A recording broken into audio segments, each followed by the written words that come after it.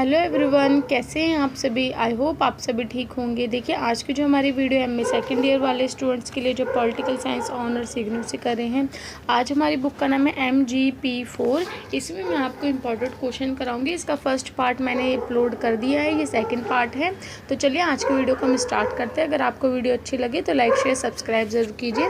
देखिए, आज का हमारा फर्स्ट क्वेश्चन है, राज्य और नागरिक की भूमिका पर गांधी के विचारों की व्याख्या कीजिए। देखिए, गांधी जी जो थे वो जीवन भर स्वतंत्रता के लिए अपने पूरे जीवन को उन्होंने उसमें लगा दिया और जूझते रहे कि स्वतंत्रता मिल जाए जल्द से जल्द। और उनका स्वप्न था वो एक ऐसे आदर्श राज्य की स्थापना करें जिसमें किसी भी प्रकार का कोई शोषण ना हो।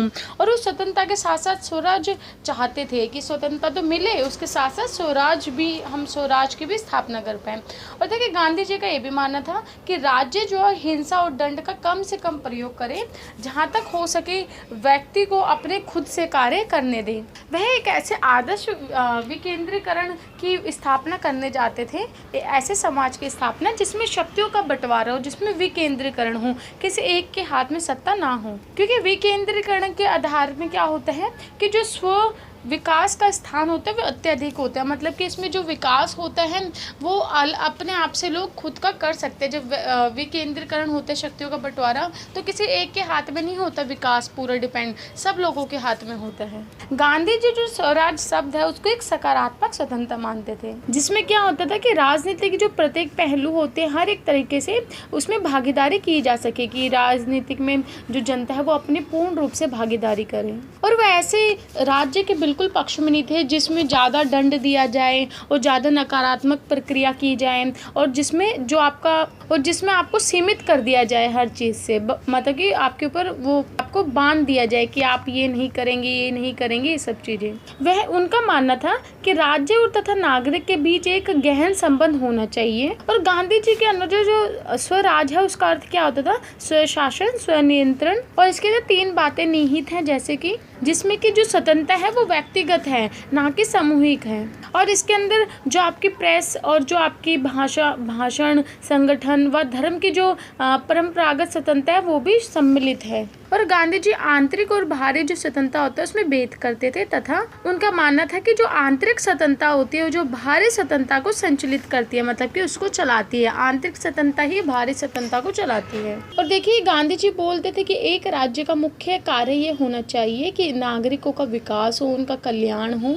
और जिसमें जो पुलिस होती है, फिर कोई सामाजिक कार्य करता था, उसका काम क्या होना चाहिए कि जनता की रक्षा करे, जनता की सहायता करे और जो भी प्रॉब्लम्स आती है उसको निपटाए, ना कि उन्हों के ऊपर अत्याचार करे या उन्हों को दंड दे। ऐसा नहीं करना चाहिए। और फिर गांधी जी बोलते थे कि ऐसे समाज में क्या होगा कि गाँव और जो आपका शहर है उनके बीच में संघर्ष भी नहीं होगा, ना कोई भेदभाव होगा, और ये दोनों शोषण मुक्त होंगे, इसमें किसी भी प्रकार का शोषण भी नहीं होगा। और ऐसे राज्य में गरीबी जो बुराई होती है वो भी नहीं होगी, क्योंकि जो गरीबी होती है बहुत सारी आपराधिक जो गतिविधियां हैं उससे जुड़ी हुई होती है। जब गरीबी लोगों के पास आती है तो लोग क्या करते हैं, चोरी करते हैं, मार पिटाई करते हैं, हिंसा करते हैं, ये सब चीज़ें करते हैं। तो गरीबी भी नहीं होगी जब ऐसे राज्य की स्थापना होगी तो। और उन्होंने जो राज्य के आर्थिक मामले होते हैं उसकी अधिक भूमिका की वकालत की, कि जो आर्थिक मामले होते हैं उसको रिलेटेड राज्य में उसके लिए बहुत सारी बातें बोली और उसके पक्ष में थे।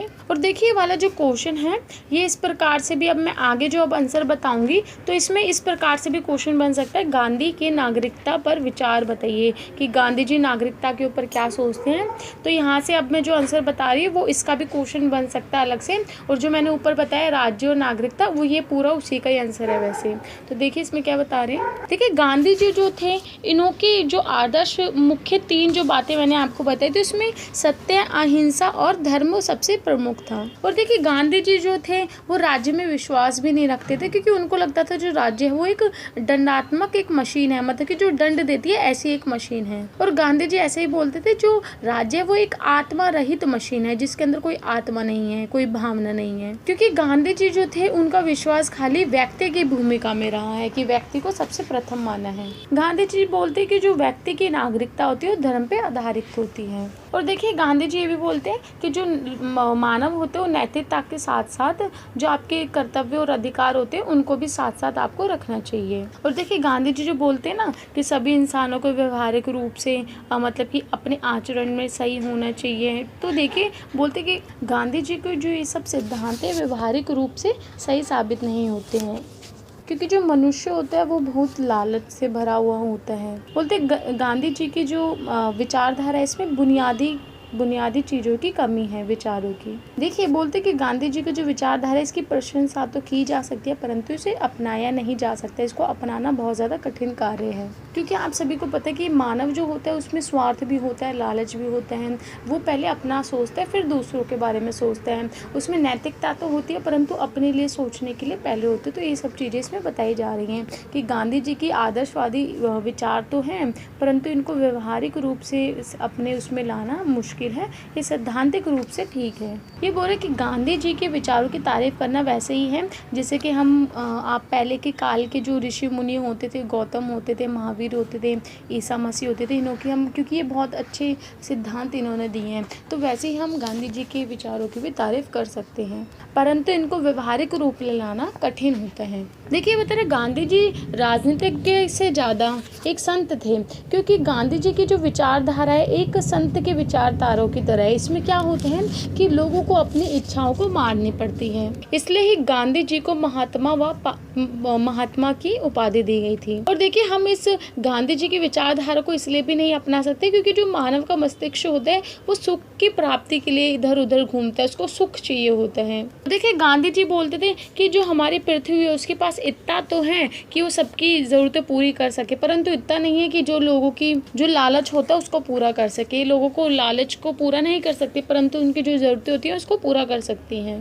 देखिए गांधी जी एक ऐसे आदर्श राज्य की कल्पना कर रहे हैं जो बहुत मुश्किल कार्य है इसको स्थापित करना। और देखिए नीचे क्वेश्चन है कि गांधी जी की प्रशंसा करने वाली तो पूरी दुनिया है, क्या उसको अपनाने के लिए कोई है? ऐसे क्वेश्चन मार्क है। और ऐसे में गांधी जी की जो नागरिकता की परिभाषा वो बिल्कुल सार्थक नहीं है, बिल्कुल ठीक नहीं है। और देखिए उसी जो परिभाषा को वही परिभाषा सफल होती है जो क्या कहते हैं मानव की कसौटी पर पूरी उतरे या फिर प्रकृति की जो कसौटी है उसको व्यवहारिक रूप में भी लिया जा सके। ये सब चीज बता रहे हैं। तो देखिए ये क्वेश्चन यही समाप्त होता है। आई होप आपको समझ आया हो। हम नेक्स्ट क्वेश्चन देखते हैं। साम्राज्यवाद और औपनिवेशवाद पर गांधी जी के विचार का परीक्षण करना है। इसमें हमें बताना है कि औपनिवेश और साम्राज्यवाद पे गांधी जी ने क्या बोला है।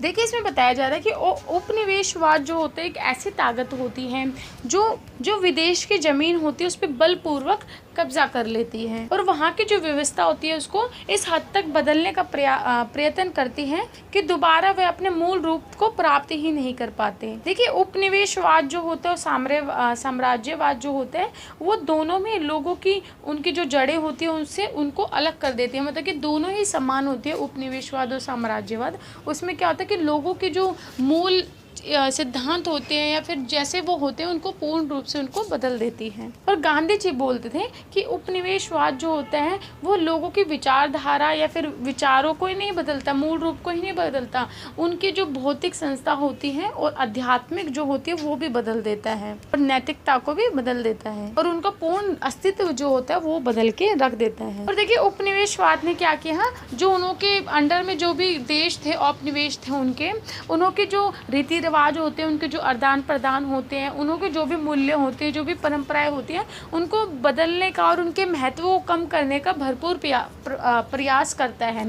आपको पता है कि औपनिवेशवाद जब हमारे देश में जब ब्रिटिश लोग आए थे तो हमारे यहाँ की जो संस्कृति परंपरा इसको बदलने का भरपूर कार्य करते कि इनों के ऊपर हमारे देश की छवि पूरी तरीके से चल जाए और इनके देश के जो भी अस्तित्व वो सब खत्म हो जाए। और इसलिए वो क्या करते थे औपनिवेशवाद कि उस देश में जिस देश में उसने कब्जा किया तो उस देश के जो मूल निवासी होते थे उनकी कमजोरी को बताते थे कि आपके देश में कमजोरी है और देखो हमारे देश में ये अच्छी चीज़ है, ताकि क्या किया जाए कि तुलना करके उस देश की जो कमजोरी है उसको वहाँ से हटा दिया जाए। मूल निवासियों के जो सिद्धांत होते हैं परंपरा उन सबको हटा के अपने देश की स्थापित कर दें और ताकि जो वहाँ के जो इस देश ने कब्जा किया उस देश की जो भी वहाँ की संस्कृति होती है, जो भी सब व्यवस्था होती है वो यहाँ पे अपना ली जाए। और गांधी जी ने उपनिवेशवाद पर ये वो लगाया है, आरोप लगाया है कि वह क्या करते हैं कि लोग की जो नैतिक नैतिक होते हैं उसको बिगाड़ देता है और जो आध्यात्मिक रूप होता है उसको नीचे ले आता है। और गांधी जी बोलते हैं कि जब हमको जो औपनिवेशिक होते हैं उनका जब उनकी शक्तियों का जब हमें विरोध करते हैं, उनको हटाने का प्रयास करते हैं, तो खाली हमें नकारात्मक संघर्ष ही नहीं करनी चाहिए कि हम खाली संघर्ष करें, नकारात्मक संघर्ष होते हैं। हमें क्या करना चाहिए उसकी बजाय कि नैतिक और आध्यात्मिक जो होते हैं और जो रचनात्मक होते हैं उन सबको लागू करके सकारात्मक बदलाव करने की कोशिश करनी चाहिए कि हम जो उनके विरुद्ध में कार्य करें वो भी सकारात्मक तरीके से करें, नैतिकता के तरीके से करें। देखिए ब्रिटिश जो है औपनिवेश ने क्या किया कि जो भारत की बुनियादी जो भी प्रणाली है उसको बदल कर अपनी प्रणाली में यहाँ पे स्थापित कर दी, जिसके कारण गांधी जी उनकी आलोचना करते थे। देखिए इसमें अब आगे बता रहे हैं कि जो सरकारी ढांचा है वो सरकार के जो मूल भारतीय ढांचे से दो प्रकार से भिन्न था, कि जो भारत का मूल ढांचा और जो सरकारी ढांचा था ब्रिटिश का उससे दो प्रकार से अलग था। किस प्रकार से? देखिए जो सरकारी ढांचा था वो इस प्रकार से था कि पहली बात तो सरकार राज्य को प्राथमिकता दी गई थी। जो अंग्रेजों का सरकारी ढांचा था उसकी बात हो रही है कि उन्होंने क्या किया परिवर्तन, कि राज्य को सबसे ज़्यादा प्राथमिकता दी गई ताकि जो राज्य हैं वो लोगों के जीवन में हस्तक्षेप कर सके और उनको उनके जो अधिकार हैं उनको वही प्रोवाइड करें कि जो राज्य हैं।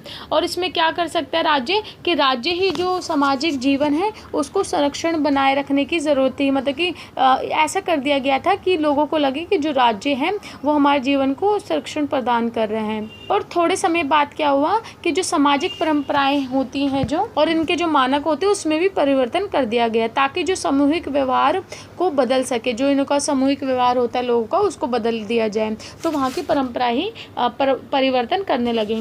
और दूसरे में क्या किया गया कि जो राज्य होता है और जो जनता या समाज जो होती है उनका संवाद कम हो, मतलब कि उनकी सीधी बातचीत ना हो, उनके बीच में बातचीत में कमी कर दी गई ताकि जो समाज है, जो जनता है वो राज्य से डरे और उससे डरेगी, उसके बीच में उसका भय रहेगा तो वो ज़्यादा अपनी आवाज़ ही नहीं उठाएगी। तो ये सब चीज़ें उन्होंने की। नेक्स्ट अब हमारा पॉइंट है सामाजिक आर्थिक जीवन पर प्रभाव। देखिए बता रहे हैं औपनिवेशिक शक्ति जब तक किसी भी देश में शासन नहीं कर सकती, जब तक उस देश की जो परंपराएं होती है, प्रथाएं होती है, रीति रिवाज होते हैं, सामाजिक ढांचा होते हैं, जब तक इन सबको समझ नहीं लेती तब तक वो क्या करते हैं उस देश पे कब्जा नहीं कर पाती। तो इसलिए क्या हुआ था, आपको पता है कि ब्रिटिश लोग पहले यहाँ कंपनी ही लगाने आए थे सूरत में। तो जब वो यहाँ पे कंपनी लगाए तो उन्होंने यहाँ की सब चीज़ जान ली कि यहाँ पे कैसे लोग हैं, कैसे नहीं हैं, क्या इनके रीति रिवाज है, सब कुछ जानने के बाद ही उन्होंने यहाँ पे पूरा आंकड़ा तैयार करने के बाद और सूचना को एकत्रित करने के बाद ही यह अभियान चलाया कि उन्होंने हमारे देश पे कब्जा किया। देखिए उन्होंने ऐसे सिद्धांत और वर्गों को चुना ताकि उनको ऐसा लगे कि ये उनका लाभ कर रहे हैं। जैसे कि आप समझो औपनिवेशिक हमारे देश में ब्रिटिश आए तो उन्होंने उन्हीं वर्गों को चुना था जिससे कि उनको ऐसा लगे उन वर्गों को, यार ये तो हमारा लाभ कर रहे हैं, हमारे लिए लाभकारी, तो चलो हम इसकी बात मान लेते हैं, तो ऐसा लगे। तो ऐसा उन्होंने अपनी रणनीति बनाई और उन्होंने क्या किया, ऐसी बहुत सारी संस्कृति, सामाजिक, आर्थििक, ऐसे बहुत सारे पहलुओं को अस्वीकार भी किया जो उनको लग रहा था कि ये उनकी अवधारणा के लिए अनुकूल नहीं है या फिर लाभकारी नहीं है। और ब्रिटिश लोगों के पास ऐसे आंकड़े और ऐसी नीतियाँ, मतलब कि ऐसे आंकड़े और ऐसी उनके पास सूचना थी जिसके आधार पे उन्होंने नीतियाँ बनाई और नीतियों को प्रोत्साहित करने में ये बहुत महत्वपूर्ण भूमिका निभाया आंकड़ों और सूचना ने। और उन्होंने ऐसी नीतियाँ बनाई कि जो वहाँ के मूल निवासी हैं उनको हानि पहुँचे, परंतु जो औपनिवेश है या औपनिवेश जो उनकी शक्ति है उनको हानि ना पहुँचे, उनके हित में हो। कैसे उन्होंने फूट डालो राज करो की नीति अपनाई, क्योंकि ये हमारे लिए तो नुकसान था परंतु उनके लिए फ़ायदा था। तो वो ऐसी नीतियाँ बनाते थे जिससे कि वहाँ के जो निवासी हैं उनको नुकसान हो और उनके ऊपर बुरा प्रभाव पड़े, परंतु जो ब्रिटिश लोग हैं उनको लाभ प्राप्त हो। इसी प्रकार से उन्होंने क्या किया कि जो यहाँ के लोग हैं उन्होंने जाति पाति को लेके, जो जाति होती है उनके मामलों को उभारा कि आपके देश में ऐसी कमजोरियाँ हैं और जो लोगों को एक दूसरे के विरुद्ध भड़काया।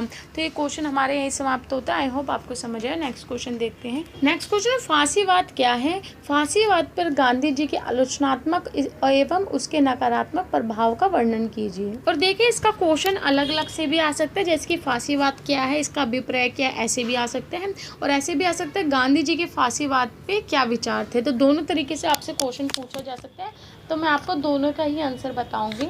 देखिए बता रहे कि जो फांसीवाद है वो इटली में हुआ था और इसके बेनितो मुसोलिनी द्वारा ये संगठित किया गया था और ये एक राजनीतिक आंदोलन था और इसको मार्च 1999 में शुरू हुआ था। देखिए इसकी प्रेरणा और इसका नाम जो सिसिली के 19वीं शताब्दी के क्रांतिकारी फजेज से लिया गया था। देखिए जो आंदोलन था ये समाजवाद या फिर साम्यवाद के विरुद्ध नहीं था, बल्कि ये उदारवाद के विरुद्ध था। देखिए बता रहे जो फांसीवाद व्यवस्था है वो ऐसे पूंजीवादी देशों में हमेशा रहती है जहाँ पे जो पूंजीवादी या फिर जो बुर्जुआ जनजातियाँ होती हैं, जो अमीर वर्ग होते हैं, वो किसी क्रांतिकारी माध्यम से ना आकर बल्कि किसी भी प्रकार की किसी भी प्रक्रिया से आ जाते हैं। और बता रहे जहाँ पे क्रांतिकारी भूमि सुधार लागू नहीं होता वहाँ पे ये पूंजीवादी और बुर्जुआ वर्ग आ जाते हैं, तो वहीं पर ये फांसीवादी व्यवस्था की स्थापना होती है। और जो पूंजीवाद की जो विकास होता है पूंजीवाद का,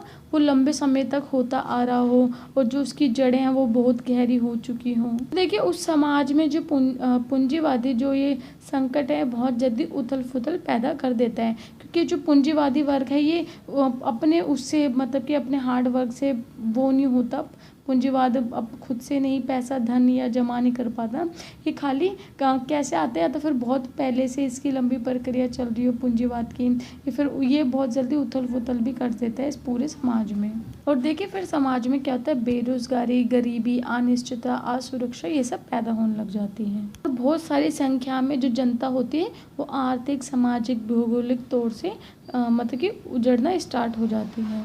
और देखिए जो सिंडिकेलिस्ट जो पार्टी थी वो पूंजीवादी और संसदीय राज्य का विरोध भी कर रही थी। और जो इसका जो प्रभाव है इसका आपका फ्रांसीसी का और पूंजीवाद का, ये आपका इटली और जर्मनी में भी देखने को मिला था। देखिए जब प्रथम विश्व युद्ध के पश्चात क्या हुआ था कि इसने अपने शुरुआती दिनों में जो फांसीवाद आंदोलन का लक्ष्य क्या था कि राष्ट्र की एकता और शक्ति में वृद्धि करना था।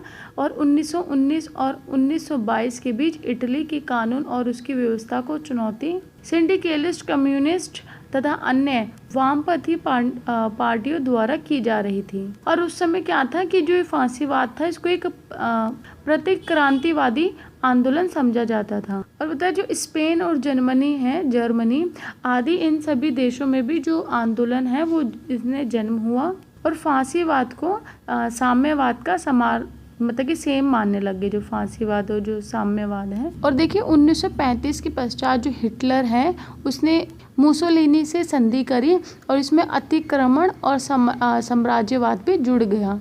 अब इसमें आगे बताएंगे कि गांधी जी किस प्रकार से फांसीवाद के ऊपर विचारधारा देते हैं। देखिए जो गांधी जी हैं वो फांसीवाद को कोई ऐसे खास विचारधारा का मूल्यांकन नहीं करते, परंतु उनके भाषणों में, उनके लेखकों में फांसीवाद के कुछ विचार उन्होंने व्यक्त किए हैं, तो उसी के अनुसार ये तर्क लगाते हैं कि गांधी जी फांसीवाद के विरोध थे और उन्होंने क्या क्या बातें कही हैं। देखिए गांधी जी जो थे वो फांसीवाद के थोड़े बहुत समर्थक भी थे, क्योंकि वह आत्मा, भावना और इंद्रियों को महत्व दिया गया, इसलिए गांधी जी थोड़ा बहुत इनसे समर्थन भी माना जाता है। क्योंकि जो गांधी जी थे वो पूर्ण तार्किकता व अतिबौद्धिकता के पक्ष में नहीं थे। देखिए गांधी जी जो थे वो मानव के व्यक्तित्व में स्वयं जो स्थापित होती है अच्छाई उसको नहीं मानते थे।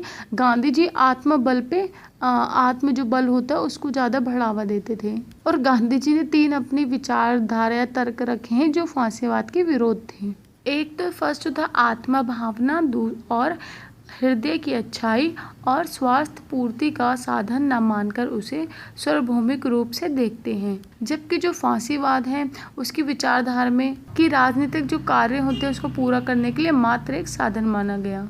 और जो फांसीवाद है सेकंड बता रहे हैं कि जो फांसीवाद है वो गैर तार्किकता वाले को पूरी तरीके से नकारते हैं। वो किसी भी वैकल्पिक जो सामाजिक अर्थव्यवस्था जो होती है उसको स्थापित नहीं करना चाहते थे। जबकि जो गांधी जी थे मूल व्यक्तियों की आत्माओं के बल को उजागर करके एक विश्व व्यवस्था को स्थापित करने में विश्वास रखते थे, जहाँ पे दिल दिमाग दोनों का समावेश होता था। गांधी जी ये बोलते थे कि जो समाज में वास्तविक और सार्वभौमिक जो खुशी होती है मानवीय जीवन के तर्क व भावनाओं को संगम से ही प्राप्त होती है। मतलब कि जो पूरे समाज में जो खुशी प्राप्त होती है उससे इंसान को भी खुशी प्राप्त होती है। ऐसा जो संयोग है वो पश्चिमी जो सभ्यता है वहाँ पे नहीं पाया जाता। और फांसीवाद ऐसे समाज की संरचना करता था जिसमें अयोग्य जो तत्व होते हैं उसका कोई स्थान ही नहीं होता था। इसका मतलब है कि जो समाज में अगर अयोग्य व स्वस्थ लोग ही कार्य कर सकते हैं। फांसीवाद का संघर्ष युद्ध में विश्वास था, मतलब कि युद्ध में पूर्ण विश्वास रखते थे और वो ऐसे ही लोगों को रखते थे समाज में जो स्वस्थ हों, योग्य हों। अगर अयोग्य कोई लोग होता था उसको हटा देते थे। इसी प्रकार से जो हिटलर है उसने एक घोषणा की थी कि जिस प्रकार से महिला के लिए मातृत्व है उसी प्रकार से पुरुष के लिए युद्ध है। और जबकि गांधी जी युद्ध और संघर्ष को बहुत गलत मानते हैं और उससे बहुत दूर रहते हैं। वो हमेशा शांति और अच्छाई की स्थापना के लिए बोलते हैं। नेक्स्ट पॉइंट है नेतृत्व। देखिए फांसीवाद में ये मानते हैं कि अगर कोई नेतृत्व कर रहा है तो सबसे सर्वश्रेष्ठ लोग होना चाहिए जो किसी का नेतृत्व करते हैं। और हिटलर बोलते हैं कि एक नेता को मानसिक, सामाजिक, शारीरिक और व्यवहारिक सभी तरीके से मजबूत होना चाहिए। और वो हिटलर ये भी फांसीवाद ये भी मानते थे कि जो नेतृत्व करते हैं वो एक शक्तिशाली और अभिजात वर्ग ही हो सकता है। महिला और वह कमजोर व्यक्ति का इसमें कोई स्थान नहीं है। और गांधी जी ऐसे नेतृत्व को स्वीकार नहीं करते थे। वो कहते कि सबकी सहभागिता होना बहुत ज़्यादा ज़रूरी है, सबका विश्वास होना बहुत ज़्यादा ज़रूरी है और सबको सम्मान देना भी ज़रूरी है। क्योंकि उन्होंने अपने आंदोलन में भी महिलाओं को पूरा पार्टिसिपेट लेने के लिए बोला गया कि आप इसमें भाग लीजिए। तो ये जो विचारधारा है गांधी जी की विचारधारा से बिल्कुल विपरीत थी।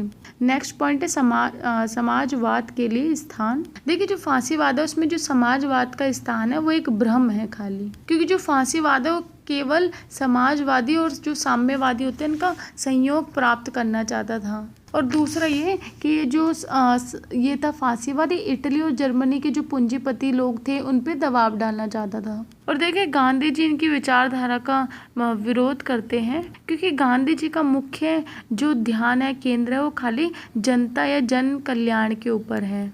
परंतु जो गांधी जी थे वो समाजवाद की विचारधारा के पक्ष में नहीं थे, परंतु फिर भी वह उन नीतियों को अपनाना चाहते थे जिससे कि जन साधारण जो है उनका सामाजिक आर्थिक स्थिति में सुधार आ सके। और उन्होंने गांधी जी ने फांसीवाद द्वारा जो सामाजिकवाद की विचारधारा का दुरुपयोग हो रहा था उसकी निंदा की। जो फांसीवाद था वो साम्यवादी जो था उसकी दुरुपयोग कर रहा था, तो गांधी जी ने उनकी निंदा की थी। गांधी जी के अनुसार जो फांसीवादी है वो एक विचारधारा नहीं है, उपयुक्त विचारधारा नहीं है। और गांधी जी कहते थे इस विचारधारा में मानव का उत्थान नहीं होता बल्कि मानव के ऊपर शोषण होता है।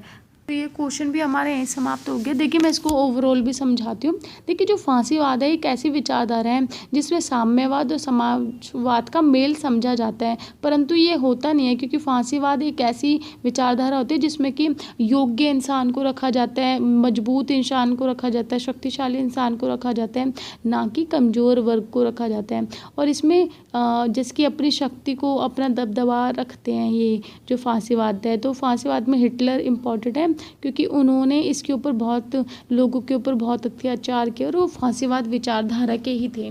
तो इसमें ये सब बताया गया था। और फिर नेक्स्ट जो गांधी जी को लेके था, गांधी जी फांसीवाद का विरोध करते हैं। जो भी उनकी विचारधारा एक एक करके बताएगी, फिर गांधी जी ने उसका विरोध किया वो बताया गया। आई होप आपके क्वेश्चन समझ आया। देखिए मैं अपनी वीडियो को यहीं स्टॉप कर रही हूँ, बाकी और जो क्वेश्चन है मैं आपके लिए कल अपलोड कर दूँगी और PDF रात में हो सकेगी अभी तो अपलोड कर दूँगी, नहीं तो इतने ही फिर बाकी मैं मॉर्निंग करूँगी। तो आपको वीडियो अच्छी लगे तो लाइक शेयर सब्सक्राइब ज़रूर कीजिए और आप इसको पोज करके भी ज़रूर पढ़िए क्योंकि इसमें कुछ नाम भी हैं इम्पोर्टेंट बीच में, वो आप पढ़ सकते हैं पोज करके। तो चलिए मिलते हैं नेक्स्ट वीडियो में। धन्यवाद।